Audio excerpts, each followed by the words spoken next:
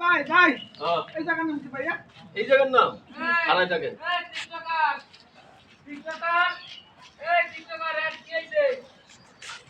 এই যে বড় বড় ভাই দাঁড়ান। এই জায়গার নাম কি ভাইয়া?